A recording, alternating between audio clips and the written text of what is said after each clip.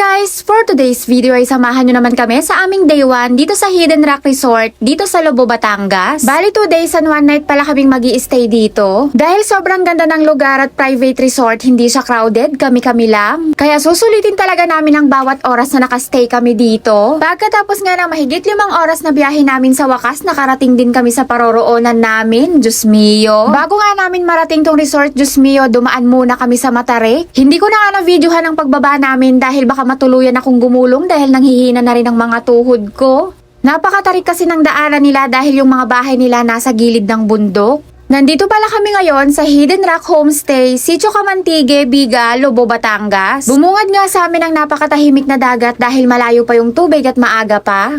Pero sabi ng caretaker, mamayang hapon daw ay tataas na din ang tubig. Heto nga at mas ginusto nilang dumiretso dito sa gilid ng dagat kaysa sa cottage or unit na binigay sa amin. May mga dala naman kaming inumin at tinapay kaya nagmerienda muna kami dahil sa haba ng biyahe namin nagutom na ang lahat. Pero sa ganda naman ng paligid at mga tanawin, hindi na namin nararamdaman yung pagod namin sa biyahe. Maya-maya ngay may nagbigay ng isda at saka shell, abalone ata ang tawag dyan. Iihawin na nga lang yan para maging ulam namin ngayong umaga. Inihaw na baboy na nga lang yung idadagdag namin sa ulam namin para madali lang. Para makakain na din agad dahil sigurado gutom na yung mga driver namin. O tignan nyo naman ang macho ng tagahiwa namin. Charis. Tinitignan ko pa nga lang yung hinihiwang baboy na tatakam na ako. Diyos mio. Magsisimula pa nga lang kaming kumain. Tignan nyo naman nakadisplay na agad ang alak. Hinintay nga lang namin yung sinaing at kumain na din kami agad. Kanya-kanya lang ang concentrate ng pagkain dahil yung gutom namin hanggang talampakan na. Diyos mio. Idagdag mo pa nga yung magandang paligid at nasa dagat pa kami, talagang mapapadami ka ng kain. Napakasarap pa nga ng sinaing na inihain sa amin at napakabango at saka ang lambot. O diba, feel na feel namin kumain sa gilid ng dagat. Diyos mio.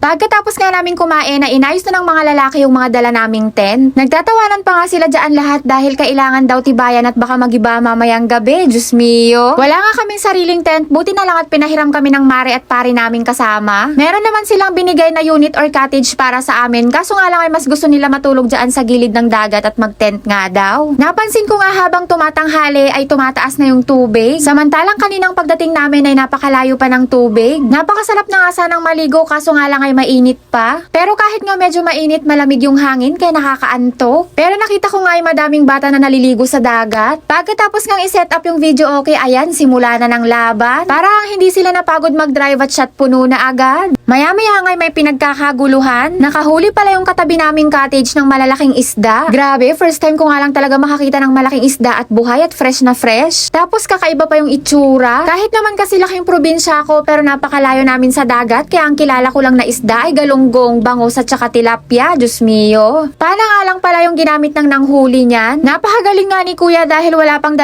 oras siyang sumisisid ay nakahuli na siya agad ng ganyan. Kompleto din kasi sila sa gamit at makabago na talaga yung mga pinanghuhuli nila. Ayan nga si tatay ang caretaker dito sa pinag-stayan namin na resort. Binigay nga sa kanya ni kuya yung isang isda na malaki. Heto naman ako sa isang tabi at hindi ako makamove on dahil video ko ng video dahil nga namamangha ako at bago sa paningin ko yung isda na malaki na yan. Diyos mio. Napansin ko nga din tong puno ng buko na napakadaming bunga pero tignan nyo naman, abot kamay lang. Sa mga oras na nga iyan, siguro ay 2:00 na ng hapon pero tuloy pa rin ang inuman at kantahan. Sinusulit nga namin bawat oras dahil pagbalik namin ng Manila ay back to normal na ulit. Balik buhay nanay at balik na ulit sa trabaho ang mga lalaki. Bandang hapon naman ay biglang nandilim at saka maulap. Umaambon-ambon na nga din pero hindi lang nagtutuloy. Napakasimple nga lang mga buhay ng mga bata dito. Malaya silang nakakaligo sa dagat anumang oras nila gustuhin. Hindi katulad ng mga bata sa Manila na wala silang ibang pwedeng gawin kundi manood ng TV at saka gadget. Hindi ko naman nila lahat pero halos karamihan ay gadget na talagang pinagkakaabalahan ng mga bata ngayon. Maya-maya nga ay naisipan ko munang magpahinga sa tent at talaga namang nakaka-relax lalo na pag ganyan kaganda yung tanawin. Nalibang nga ako kakamuni-muni at parang narirelax ako sa ingay ng alon ng dagat.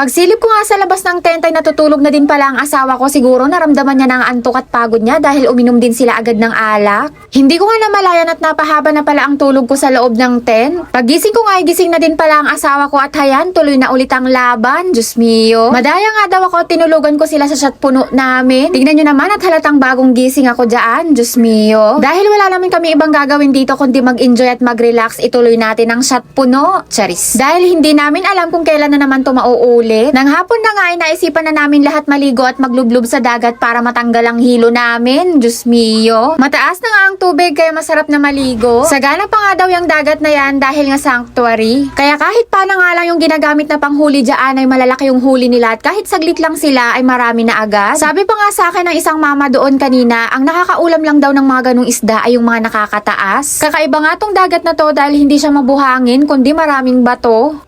Napakasarap nga magtampisaw dahil hindi ganun kalamig yung tubig. Heto nga ang asawa ko ay nag-enjoy na sa kakahanap ng mga shell dahil nga laking dagat din siya, taga-Iba, Zambales. Nang magsawa na nga kaming magtampisaw ay nag-aayaan kaming mag-asawa na pumunta sa dulo dahil magaganda ang view doon.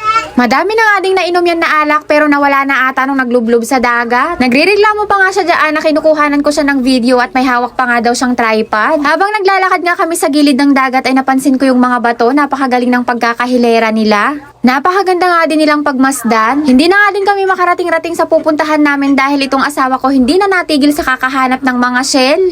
Bawat sulok nga ata ng mga bato ay balak niyang suyurin. Dito nga kami nagpunta sa mga malalaking bato. May mga bata nga akong nakitang kumukuha ng shell kaso nga lang hindi ko nakita kung ano yung kinukuha nila. Nang marating nga namin yung malaking bato ay napakaganda nga naman talaga ng view. At may pahawak kamay pang ang nalalaman, magjowa yarn, charis. Grabe, sulit na sulit talaga at dito nila napili pumunta. Grabe guys, napakaganda talaga. Sa mga hindi pa nakapunta dito, sama nyo na sa bucket list nyo tong lugar na to. Napapatinga lang ako sa malaking bato na yan dahil napakagaling ng pagkakapwesto niya. Napansin nga naming napakadami pala ng bunga ng sampalok. Ano pang ang gagawin? Di manguha ng bunga ng sampalok kahit walang paalam. Kahit nga napakadaming abuhos or hantik, hindi kami nagpaawat kahit walang paalam. Diyos mio. At ayan na nga at kinapitan na ako ng pagkadaming hante. Dahil nga for the video ang first ni paglaban mo yarn, charis. Yun lang muna guys for today's video. Abangan ng part 3. Agyamanak! Ma-share ko na nga lang pala sa inyo guys na seller kami ng expanded and perforated available in stainless and BI. Direct kami sa factory kaya sakto sa presyo at makakasigurado kayong good quality ang marireceive yung item. Pwedeng gamitin ito sa screen door, windows, dryer, speaker, kalkal, motor pipe or tambucho, filter, organizer, cage, commercial at marami pang iba. Available din po ang magpa-laser cutting ng stainless BI at acrylic. Pwede din po mag-order ng plain sheet, metal at acrylic. Pwede din po kayo magpakat ng laser cutting, engraving at bending. Available in different sizes. Customized cut is available din guys. High quality materials for a quality finish. Kaka-open lang po pala ng shop namin sa Shopee. Kaya guys, Bekheneman, order na. Para po sa unang 5 makakapag-checkout sa shop namin sa Shopee ay makaka-receive po ng freebies. Kaya guys, link in my bio. Pwede din po kayong mag-direct PM sa akin para sa mas mabilis sa transaction. Ilalagay ko na lang po yung cellphone number ko sa comment section.